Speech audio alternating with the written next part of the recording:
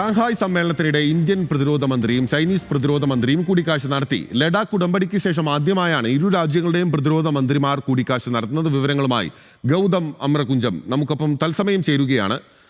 Gautam, good morning.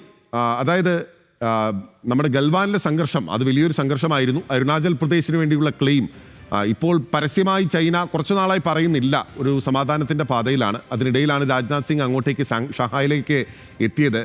Chinese പ്രതിരോധ മന്ത്രിയുമായി നടത്തിയ ചർച്ചകളുടെ വിശദാംശങ്ങൾ എന്തൊക്കെയാണ് ഗൗതം?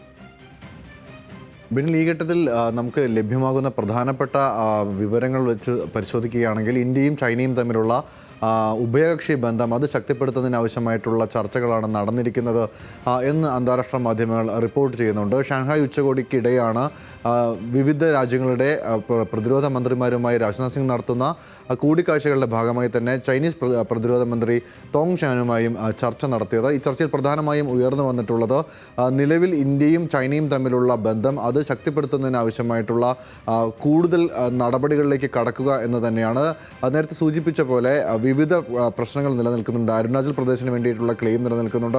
ഒപ്പം ശ്രീലങ്കൻ തീരത്ത് ചൈനീസ് കപ്പലുകൾ വന്ന് സൃഷ്ടിച്ചിട്ടുള്ള ചില അസ്വസ്ഥതകളുണ്ട്.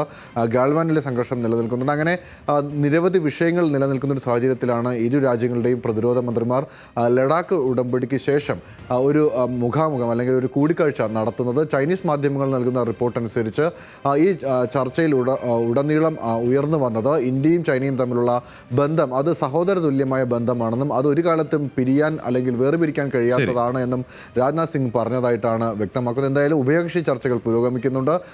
ചൈനീസ് ബന്ധം കൂടുതൽ ശക്തിപ്പെടുത്തുക എന്നുള്ള ഉദ്ദേശത്തോടു കൂടി തന്നെയാണ് ഈ ചർച്ച പുരോഗമിക്കുന്നതെന്നാണ് ഈ ഘട്ടത്തിൽ വിലയിരുത്താനാകുക. ബിനിൽ, വളരെ നന്ദി. ഗൗതം അമ്രകുഞ്ചമാണ് വിവരങ്ങളുമായി നമുക്കൊപ്പം ചേർന്നിരിക്കുന്നത്.